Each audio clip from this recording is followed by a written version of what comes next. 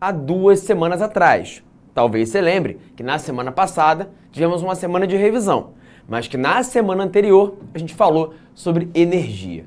Muito boa noite a todos que estão aí no chat se manifestando. Estou aqui eu já com o meu glorioso galão de café, né? Com 450 ml de capacidade e algo em torno de 300 ml ainda a serem bebidos, degustados durante essa aula de agora. Como de praxe, vou tomar um pouquinho enquanto ainda está quente, vou deixar esfriar para poder tomá-lo gelado, que o sabor é muito pior, mas a função social é muito melhor, já que ele vai me manter mais acordado para sentir o gosto ruim de um café gelado. Vamos que vamos? Vamos falar de conflitos? E já adianto uma coisa, essa é uma aula impossível de ser dada por completo em 40 ou 45 minutos. Por quê? Infelizmente, o mundo é há tempos e tende a continuar a sendo por muito tempo um lugar conflituoso. Se você para analisar os lugares onde há conflitos hoje, a lista é enorme, imensa. Eu posso falar de conflitos mais famosos que estão aí na mídia o tempo inteiro, como a guerra que envolve a Rússia e a Ucrânia. Posso falar de conflitos históricos que de vez em quando ganham mais espaço na mídia, como a disputa por território entre israelenses e palestinos, ou então de conflitos com os quais grande parte da comunidade internacional, da mídia, pouco se importam e os quais a sociedade mal sabe que existem. Por exemplo, você sabia que há vários anos um país chamado Iêmen está em guerra civil? Aliás, você sabe onde fica o Iêmen? Um outro país chamado Somália também está há décadas sob guerra civil e sequer existe na prática enquanto um país, porque seu território é dividido entre grupos diferentes que disputam o poder.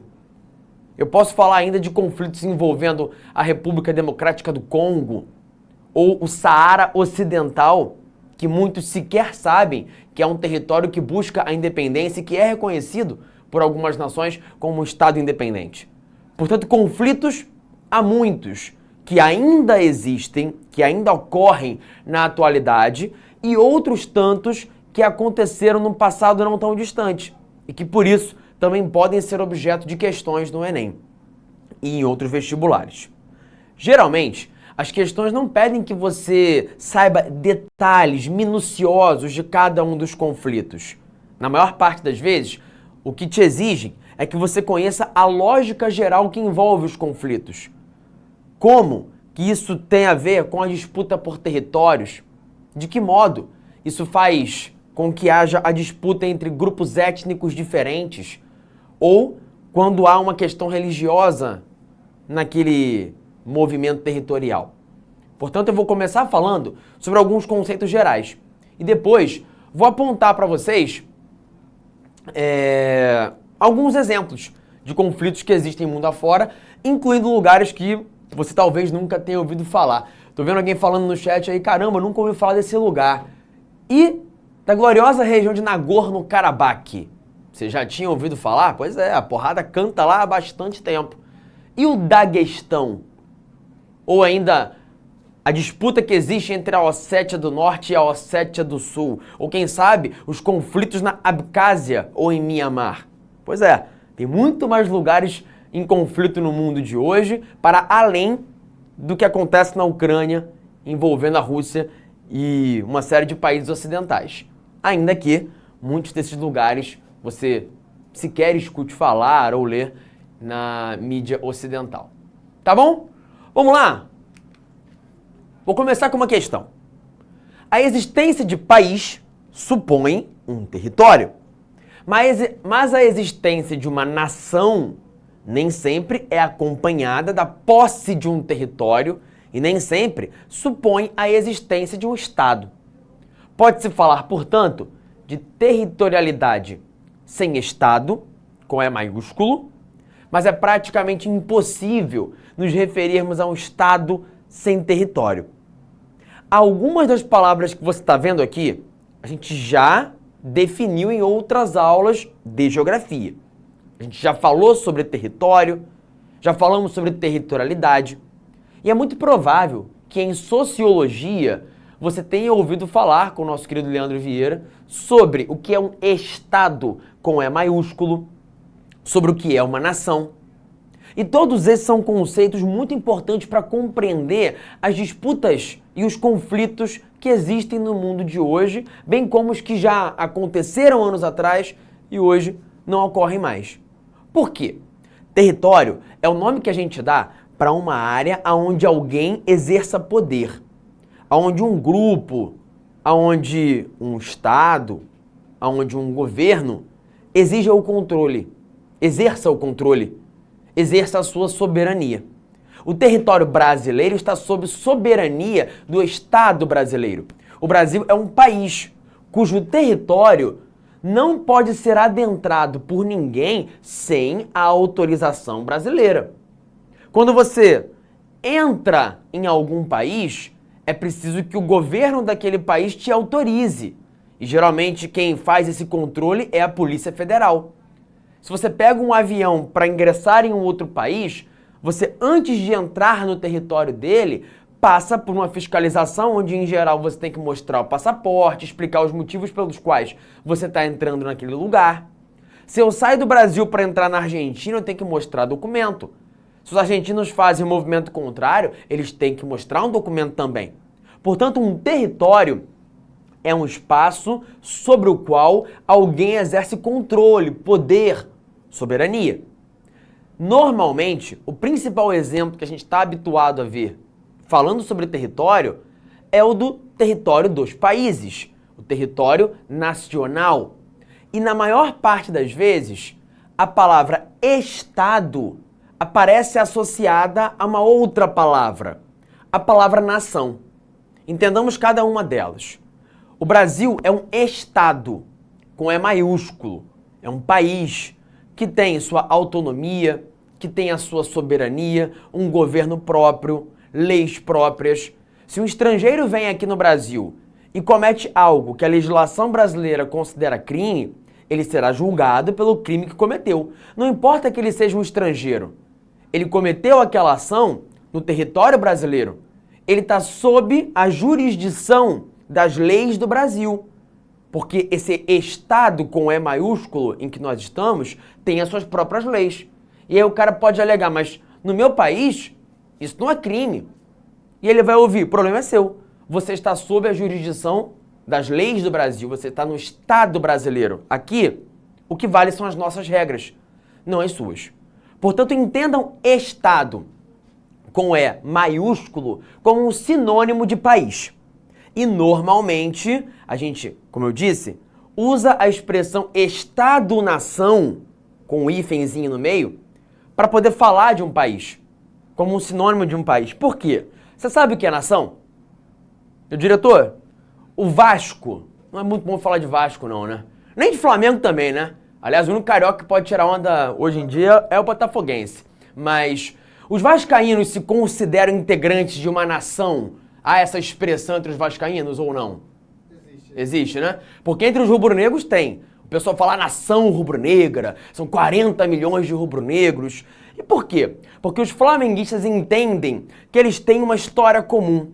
Eles torcem por uma mesma equipe, eles vão ao estádio e cantam as mesmas músicas, eles estiveram juntos, disputando, sofrendo, comemorando os mesmos títulos. Então, isso faz com que, no estádio, aquele conjunto de torcedores, por mais que não sejam irmãos, parentes, conhecidos, se sintam integrantes de algo que os torna comuns, semelhantes uns aos outros. No estádio, inclusive, é comum que haja esse tipo de manifestação de sentimento entre pessoas que nunca se viram na vida.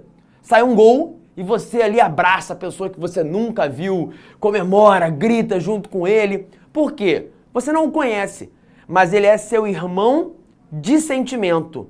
Ele é parte dessa nação futebolística da qual você acha que faz parte, entende que faz parte. Passemos agora para um caso dos países. Todos nós que estamos aqui no Brasil, vocês que estão aí, o Vitório, que é da nação corintiana, a Luana, a Beatriz Porto, a Giovana, todos são brasileiros e isso faz com que, em tese, nós tenhamos coisas em comum. A gente fala o mesmo idioma, A gente faz parte de uma mesma história, vive sob o mesmo território, a gente tem uma cultura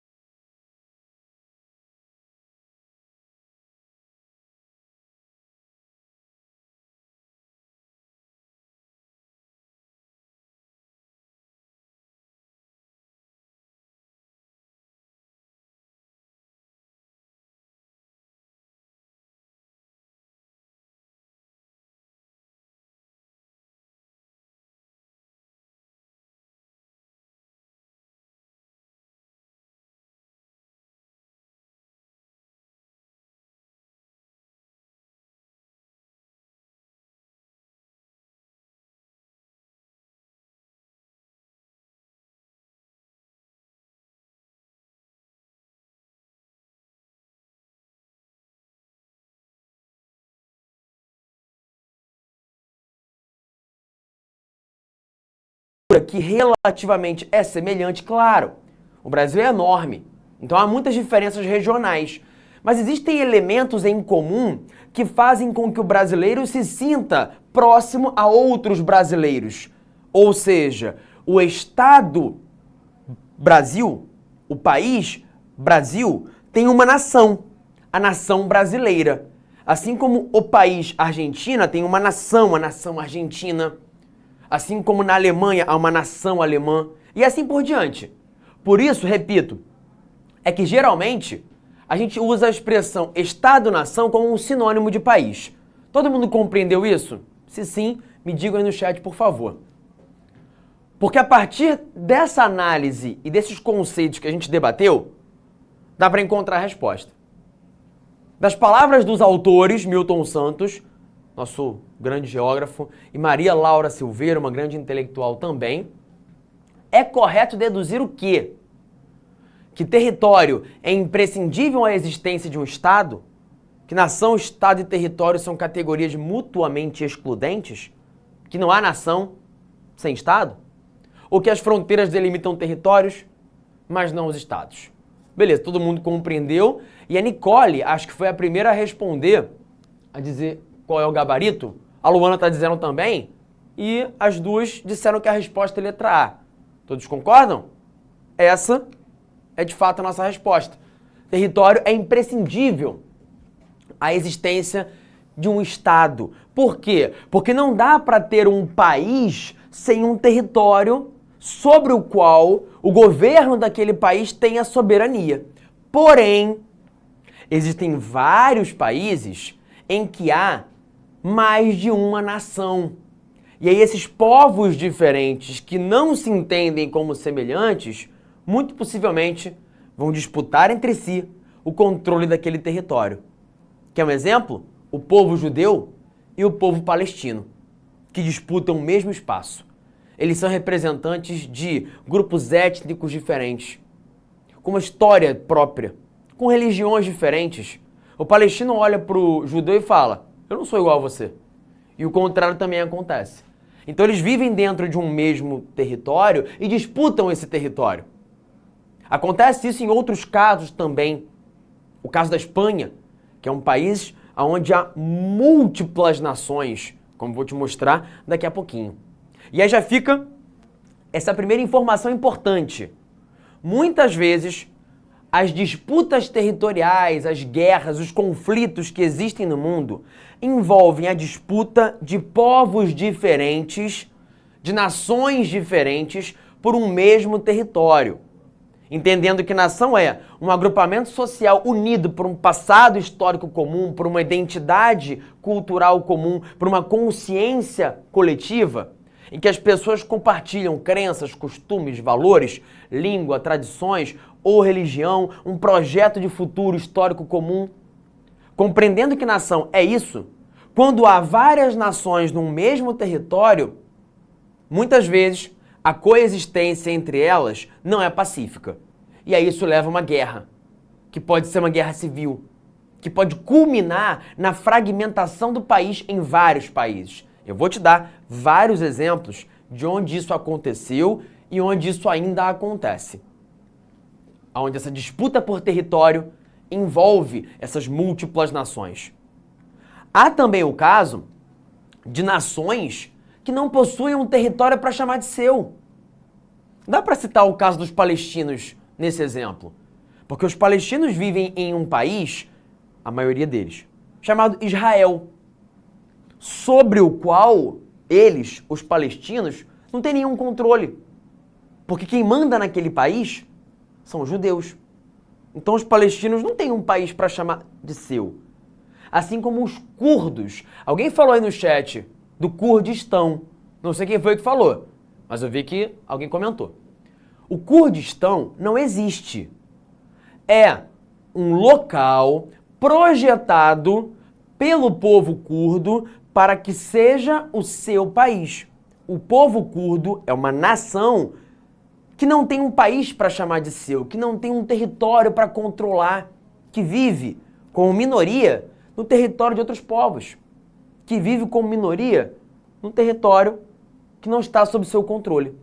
E esse é mais um motivo que leva a conflitos. Então veja, há guerras em que há múltiplas nações dividindo um mesmo território lutando por ele, e há exemplos de nações que nem têm um território para chamar de seu e lutam pela construção de um país para que eles tenham controle. Muitas vezes, sabendo só sobre isso, você consegue achar a resposta da questão. E eu nem entrei no detalhe de nenhum conflito, né? Eu não falei ainda sobre casos específicos. Estou gastando mais tempo nessa parte conceitual porque, como eu estou te dizendo, geralmente as questões não vão cobrar detalhes. O conflito em que se cobra mais detalhes habitualmente é o que envolve os israelenses palestinos. Por isso que é com ele que eu vou encerrar a nossa aula de hoje, apenas com um cheirinho. Porque o detalhe sobre esse conflito eu vou falar numa outra aula sobre Oriente Médio. Já que depois da aula de agora, a gente vai entrar numa sequência de aulas de geografia política regional para falar de Estados Unidos, de Europa, de China, Japão, Oriente Médio, África, América Latina, Índia, tigres asiáticos. Mas por enquanto, guarde esses conceitos que eu te trouxe. E lembre-se sempre dessa disputa territorial que muitas vezes envolve povos diferentes. Ok? Olha aqui para uma outra informação importante pra caramba. O século XX foi o mais violento da história. Por quê? Porque houve, simplesmente, 2 grandes guerras mundiais, em que milhões de pessoas morreram, em que houve rearranjos territoriais, em que o mapa mundi mudou. Alguns territórios passaram a pertencer a outros países, os vencedores da guerra, que, em geral, tomam territórios daqueles que foram derrotados. Guerras mundiais que fizeram com que impérios desaparecessem. Você conhece? Algum lugar no mundo hoje chamado Império Austro-Húngaro? Não existe mais. Você conhece algum lugar do mundo chamado Império Turco-Otomano? Não existe mais. Esses impérios se esfarelaram e deram origem a novos países, a novos estados-nação, cujas fronteiras por muito tempo, continuaram sob disputa. E essa é uma outra coisa que você vai precisar procurar nas questões. Qual o motivo, qual o contexto, qual o cenário que levou àquela disputa por fronteiras?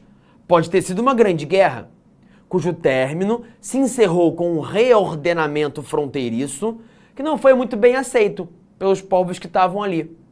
Ou um conflito cujo término acabou levando a expectativa por parte de alguns povos de terem o próprio território. Uma expectativa que acabou sendo frustrada e culminou em movimentos separatistas. Então há muitos motivos diferentes que explicam esses conflitos. Alguém disse no chat ali sobre a Iugoslávia. Pois é, eu vou apresentar um pouquinho rapidamente aqui sobre a Iugoslávia. E aí, assim, anos atrás, a gente falava muito de Iugoslávia, tinha uma aula só para falar de Iugoslávia. Eu adoro, inclusive, falar sobre esse conflito, eu acho uma coisa muito interessante, triste, mas muito interessante, o caso iugoslavo. Mas hoje quase não se cobra de Iugoslávia, né? E aí o tempo é curto, a gente tem que priorizar aquilo que mais é cobrado no vestibular. Mas vamos embora. Prosseguindo. Com o fim da Guerra Fria, o número de conflitos entre estados diminuiu. Guarda essa informação. Com o fim da Guerra Fria, em 1991, as guerras entre países diminuíram muito. O que está acontecendo agora, uma guerra entre Ucrânia e Rússia, é uma exceção. A maior parte dos conflitos da atualidade são de outro tipo. São conflitos no interior dos países, em que há povos diferentes disputando o poder, lutando pelo controle do território. O que eu vou chamar de guerra civil. E aí sabe o que muda também? O tipo de vítima.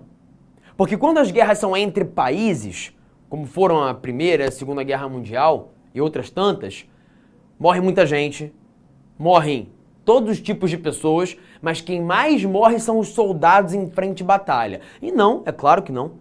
A gente não pode dizer que a vida de um soldado vale menos, mas ele está ali na frente de batalha. No caso de uma guerra civil, costuma ser ainda mais dramática a situação, porque morre quem está ali quieto na tua casa, na sua própria casa. Morre o idoso, morre a criança, morrem as famílias inteiras. A tragédia, em termos humanitários, é ainda mais complicada. Então a violência ganha novas formas, atinge vítimas diferentes, o que faz com que nós tenhamos a permanência de muita violência no mundo contemporâneo. Se você quiser, pode dar um print aqui, ó, nesse texto, que aí você pode lê-lo com mais calma posteriormente.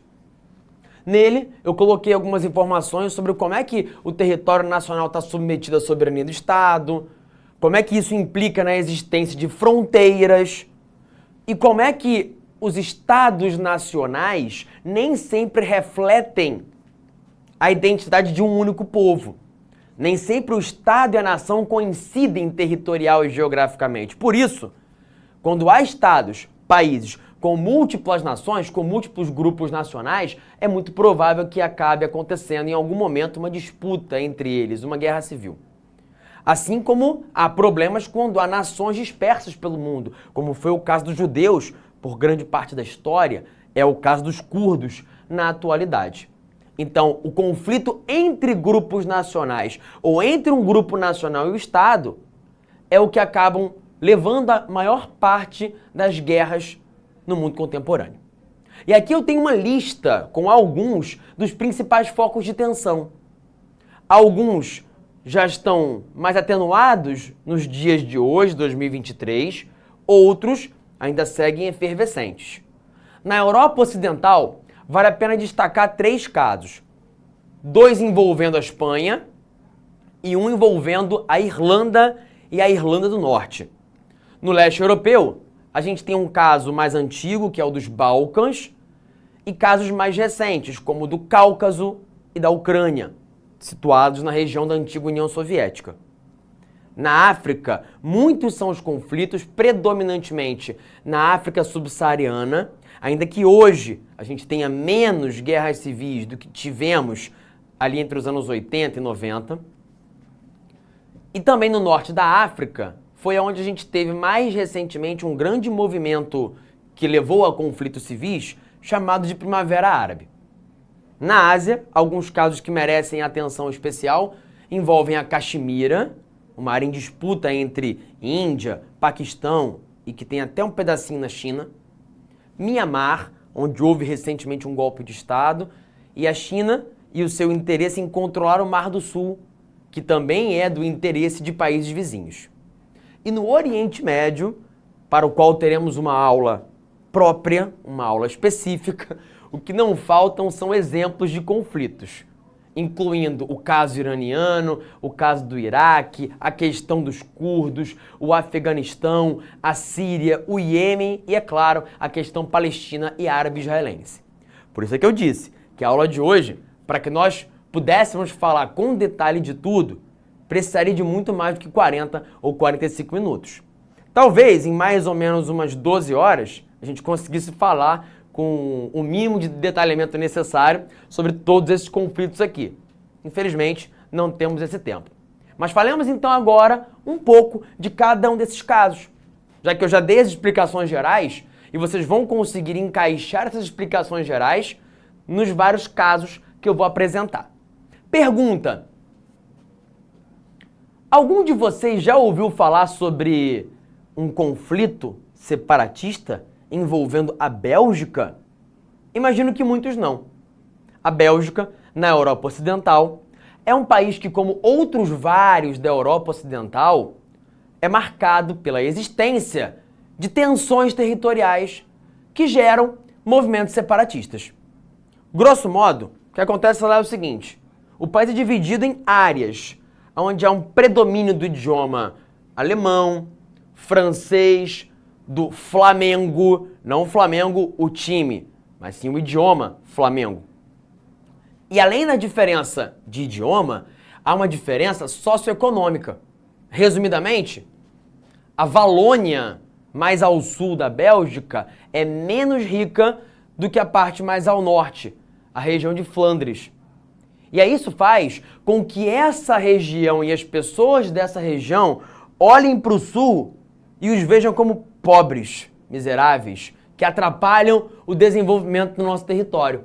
Por isso lá na Bélgica, sim, existe uma tensão territorial em que a região de Flandres, volta e meia, acaba levando à frente um discurso separatista. Claro, essa não é uma situação que chegou a despontar para um conflito, mas eu a utilizei como exemplo para que você veja que, mesmo em lugares que você não escutou falar, na Europa, existem essas tensões.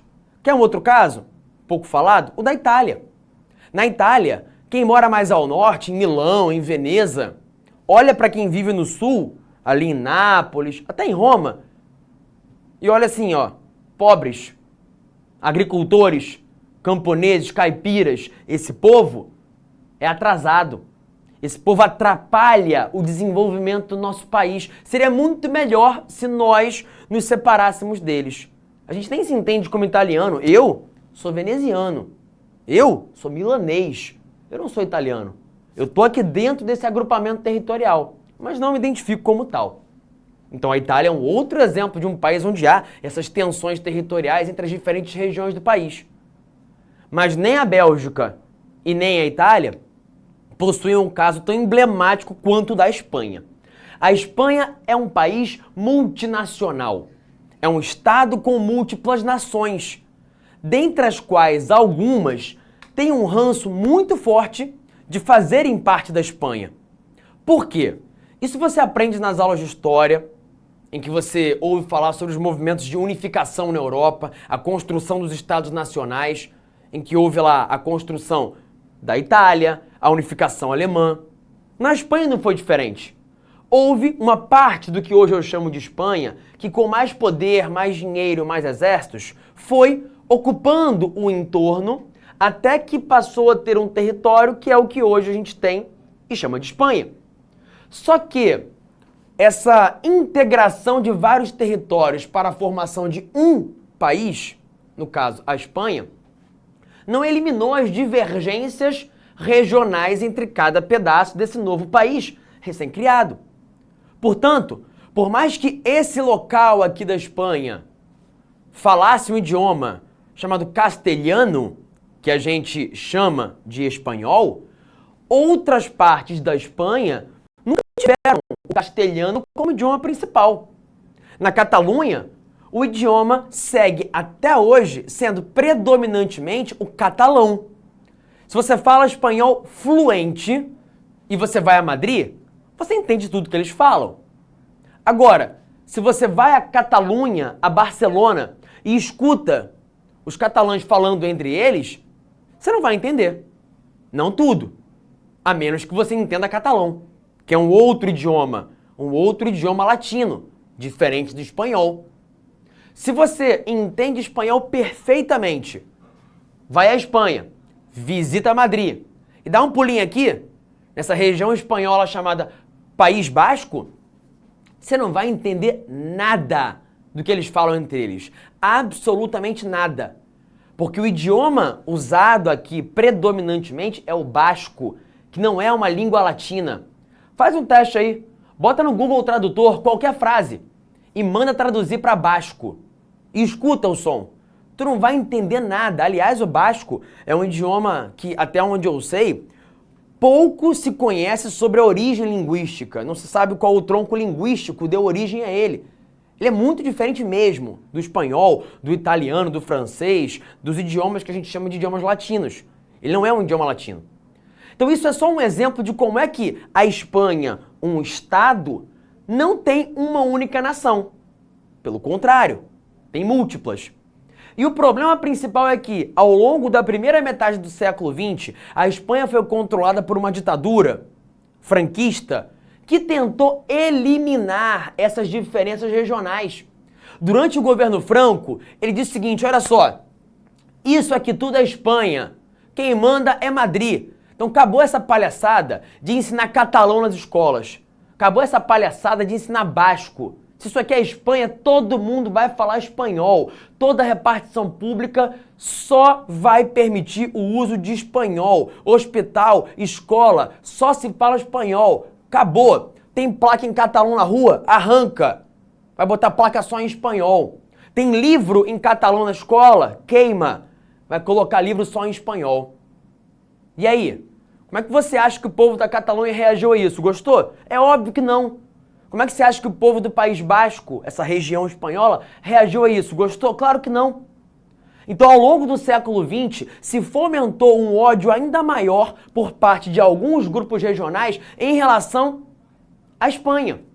Se você vai à Catalunha hoje, a Barcelona hoje, e fala, aí, pô, tu é espanhol, né? Ele, espanhol? Eu? Espanhol é uma ova, eu tô aqui, mas eu sou catalão. Quando a Espanha foi campeã do mundo, se não me engano foi em 2010, né, Renan? 2010? Foi. Fizeram uma matéria com o pessoal de Barcelona, perguntando, e aí, o que vocês acharam? Estão curtindo o título? Eles, não, quem ganhou foi a Espanha. Nós, a Catalunha, nem disputamos o Mundial. A Catalunha tem a seleção própria, que disputa eliminatórias para a Eurocopa. Não chega a disputar a Copa do Mundo porque não tem força suficiente, mas disputa. Jogos oficiais, inclusive.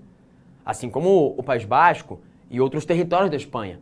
Então o que eu tenho aqui é um movimento separatista na Catalunha, um outro movimento separatista no País Basco, motivados pelas diferenças étnicas, históricas, culturais, em que os povos que ali estão não se reconhecem representados, não se sentem integrantes daquele país, do território espanhol. Ok? E isso, em alguns casos, esse movimento separatista ocorre de maneira pacífica, em outros não. No País Basco, na segunda metade do século XX, esse movimento separatista escalou para um nível de agressividade tão grande que isso deu origem a um grupo terrorista, o ETA, um grupo cujo nome significa Paz e Liberdade Basca, e que para chamar a atenção para sua causa e para pressionar o governo espanhol a lhes dar a independência, começou a cometer atos terroristas. Começou a explodir metrô, começou a sequestrar pessoas, a cometer assassinatos. E isso fez com que entre os anos 70, 80 e 90 houvesse um nível de violência muito grande envolvendo essa questão separatista basca dentro da Espanha. No caso da Catalunha, nunca se chegou a esse nível de violência, mas recentemente houve passeatas, protestos, as pessoas foram para as ruas, fizeram uma votação em que votaram se queriam continuar integrando a Espanha ou não. Essa votação acabou não sendo reconhecida oficialmente pelo governo espanhol, porque a Constituição espanhola impede que seja feito esse tipo de referendo. Mas isso mostra que há um sentimento separatista, sim. Todo mundo que é catalão quer que haja um país independente chamado Catalunha? Não. Mas uma parcela razoável, que fica em torno de 40% a 50% dos habitantes, sim, deseja essa independência da Catalunha. Ok? Prosseguindo. Nessa imagem aqui, que eu quero que você depois analise com calma, o que eu tenho é a representação do nome e de onde atuam alguns dos mais famosos grupos terroristas do mundo. E eu quero chamar a atenção para alguns, que a gente vai voltar a discutir quando for falar dessa geografia política regional. O Boko Haram, que é um grupo que atua principalmente na Nigéria e nessa parte da África chamada África Ocidental, o que inclui também Níger, Chad e Camarões. A Al-Qaeda, famosa por ter cometido o ato terrorista de 11 de setembro de 2001, a Al-Qaeda que era liderada por Osama Bin Laden, um saudita, mas que atua em vários lugares do mundo e tem células principais no Paquistão e no Afeganistão. E o Estado Islâmico, que é um grupo terrorista que ganhou fama principalmente a partir do início da Guerra Civil na Síria, uma vez que eles conseguiram dominar várias áreas do território sírio e também do território iraquiano. A gente voltará a falar desses grupos quando for falar de Oriente Médio. Por agora, vamos prosseguir trazendo mais alguns exemplos de disputas territoriais. E agora, eu quero falar para vocês sobre um caso curioso que envolve a questão religiosa cristã. Por quê? A Irlanda é uma ilha que fica do lado de uma outra ilha, a Ilha da Grã-Bretanha. Na Ilha da Grã-Bretanha, você tem 3 países. A Inglaterra, o país de Gales e a Escócia. Na Ilha da Irlanda, são 2 países. A Irlanda e a Irlanda do Norte. Acontece que a Irlanda do Norte, historicamente, esteve sob influência da Inglaterra. Inclusive, ela integra um agrupamento chamado Reino Unido. Como os ingleses são protestantes, isso fez com que a população do norte da ilha da Irlanda do Norte, passasse cada vez mais a deixar de lado a religião cristã católica e a adotar a religião cristã protestante. Com isso, a população do resto da Irlanda, de maioria católica, e a minoria católica que vive na Irlanda do Norte passou a se incomodar, especialmente porque na Irlanda do Norte, que virou predominantemente protestante, a minoria católica começou a sofrer perseguição, começou a sofrer preconceito.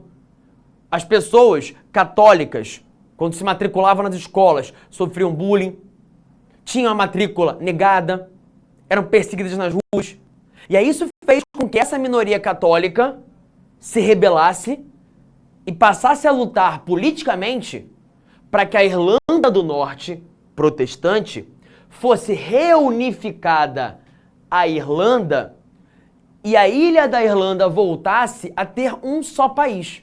Porque assim, essa minoria católica do Norte passaria a fazer parte de uma maioria católica em toda a ilha. Esse movimento começou com um trabalho político partidário, inclusive, tanto que houve a criação de um partido político católico, o Sinn Féin, mas ele descambou para a atuação de grupos paramilitares com caráter terrorista, com destaque para o IRA, o Exército Republicano Irlandês. Pergunta, algum de vocês aí já viu uma série chamada Peaky Blinders? O Otto, inclusive, é a cara de um dos personagens, né? O Arthur Shelby. Depois que ele tirou a barba e deixou o bigodinho, não há quem veja a série e não identifique o Otto como o gêmeo do Arthur Shelby. Essa série fala um pouco sobre a atuação do IRA. E sim, alguém comentou ali, alguma coisa Souza? Giovanna Souza. Daí que veio o Sunday Bloody Sunday, né? Sim. Sunday Bloody Sunday é uma música de um grupo irlandês, o U2, cujo rosto mais conhecido, nome mais conhecido é o Bonovox, que fala justamente sobre disputas, sobre um domingo sangrento, sobre morte, sobre a violência envolvendo a disputa entre católicos e protestantes. Aliás, você sabia que em Belfast, que é a capital da Irlanda do Norte, a gente tem um muro dividindo a cidade ao meio? Dividindo a parte católica e a parte protestante? E que esse muro tem portões que são fechados à noite para poder evitar que haja violência em níveis ainda maiores entre os católicos e os protestantes? Pois é. Hoje, o auge da violência na Irlanda do Norte já ficou para trás. Mas a tensão ainda permanece. Ainda há muito ranço, muito incômodo histórico, muitos olhares tortos e alguma violência entre católicos e protestantes. No futebol tem, né, Leandro? No futebol também. O Celtic e o Rangers, que fazem o clássico de lá, é um time dos protestantes, que é o Rangers, e os católicos são o Celtic, né? Pois é, se odeiam, né? Se odeiam. Então essa manifestação ela vai parar nas arquibancadas também, em cânticos dos católicos contra os protestantes, que marcam de brigar na rua, o que não é uma novidade para ninguém que é brasileiro, que a gente sabe que aqui acontece também, né? Não por razões religiosas, mas por outros motivos. Aliás, a porrada cantou lá em São Januário ontem, né? Pra variar, né? Toda vez acontece isso. Olha aqui, gente. O caso iugoslavo. Algum de vocês aí já ouviu falar sobre Iugoslávia? Acho que sim, né? Alguns comentaram, inclusive. A Iugoslávia não existe mais.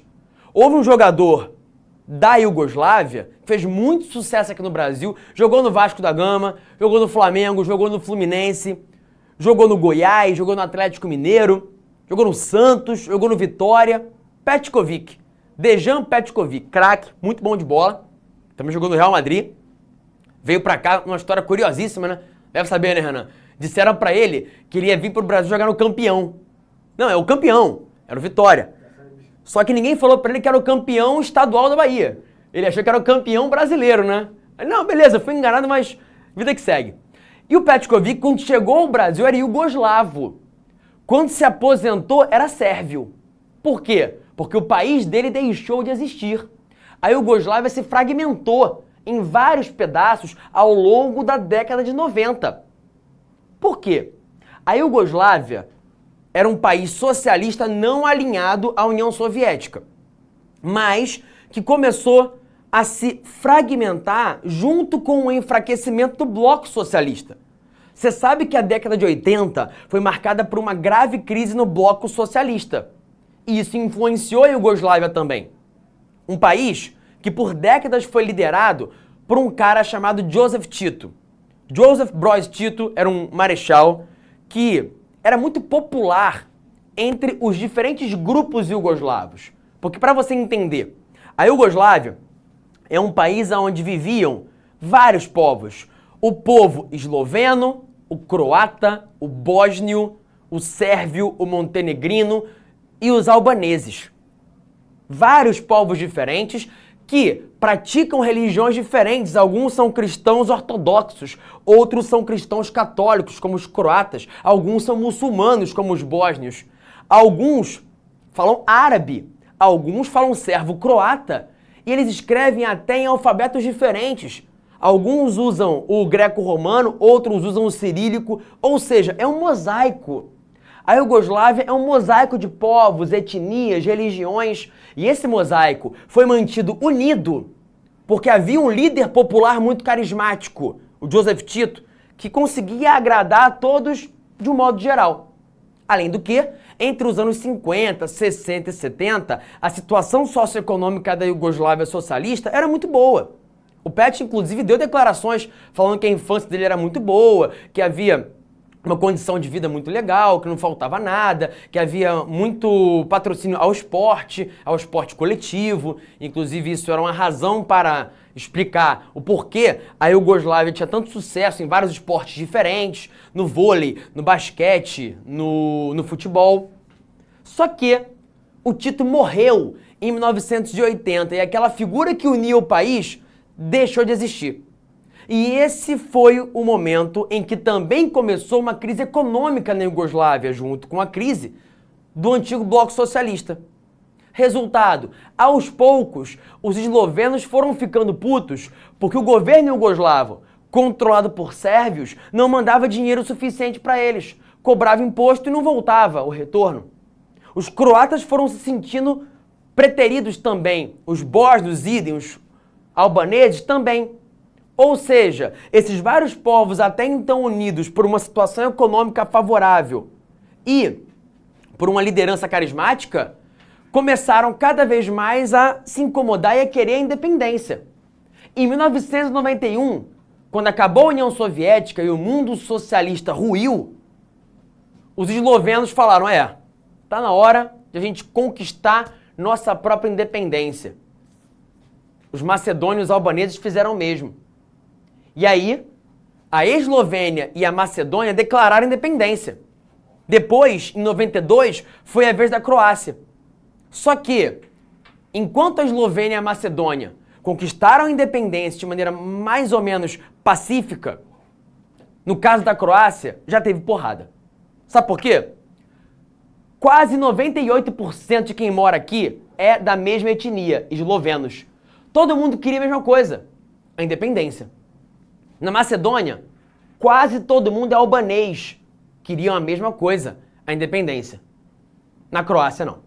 Na Croácia tinha 20% da população que era sérvia e que não queria deixar de fazer parte de um país chamado Iugoslávia, onde eles eram a maioria, para ser parte de um país chamado Croácia, em que eles seriam minoria. E aí a porrada cantou. Mas a Croácia conseguiu a sua independência. E a coisa ficou grave mesmo em 1992, quando a Bósnia tentou a independência. E sabe por que ficou grave? Porque na Bósnia, mais ou menos 56% dos habitantes eram bósnios, muçulmanos, mas tinha algo em torno de 40% de sérvios, cristãos, que não queriam a independência, pediram ajuda ao governo iugoslavo, que era controlado por um sérvio chamado Slobodan Milošević. E aí ele pensou o seguinte, bom, tem uma parte do meu país que quer independência. E quem quer mesmo são os muçulmanos desse lugar. Os sérvios não querem. Solução 1. Doa a independência a eles, permito que eles sejam um país próprio. Ou, solução 2. Mato todo mundo que quer independência. Todo mundo que é muçulmano. Todo mundo que é de um outro povo. Todo mundo que é bósnio. E foi isso que Slobodan Milošević mandou as tropas fazerem. Portanto, houve aqui uma limpeza étnica em que os soldados tinham a ordem de entrar na casa das pessoas que fossem bósnias muçulmanas e matar todo mundo. Homem, mulher, criança, adulto, idoso, todo mundo. Então o que houve aqui foi uma carnificina, uma guerra da barbárie, em que milhares morreram, muitos civis morreram a mando do governo iugoslavo. Numa guerra que durou entre 92 e 95 e só acabou com a intervenção da ONU e da OTAN. Depois, viria a acontecer mais uma vez a mesma coisa. Em 98, quando esse território aqui, o Kosovo, tentou a independência. O governante iugoslavo ainda era Milošević e mandou fazer uma nova limpeza étnica. Mais uma vez, milhares de pessoas foram assassinadas a sangue frio numa tentativa de eliminar todos aqueles que queriam a independência. Mais uma vez, essa guerra só terminou com uma intervenção internacional. E aos poucos, a Iugoslávia deixou de existir. Porque o que dela existia virou Eslovênia, Croácia, Bósnia, Macedônia e Montenegro. O que sobrou foi a Sérvia, com uma área que ainda tenta a independência, o Kosovo. Independência essa que foi declarada de maneira unilateral pelos kosovares, mas que não é reconhecida internacionalmente por grande parte dos países. Para a gente fechar, o nome desse processo é balcanização. A balcanização é o que aconteceu ao longo dos anos 90 com a fragmentação da Iugoslávia em vários países diferentes. Tá certo? Vou parar aqui. A Yara perguntou, a aula vai direto hoje, sem pausa? Não, vou pausar. Vou deixar, inclusive, o resto das explicações sobre conflitos para a semana que vem. Então semana que vem eu vou falar sobre Cáucaso, sobre Nagorno-Karabakh, Abkhazia, Daguestão, Ossétia do Norte, Ossétia do Sul e sobre o conflito Rússia e Ucrânia, para você poder entender um pouco melhor sobre quais são os motivos desse conflito que é o mais falado na mídia atualmente. Tá bom? Um beijo, tchau, tchau e até mais. Assista nossas aulas a hora que você quiser. Vem com o Pro, o cursinho online que mais aprova no Enem. Assine em proenem.com.br.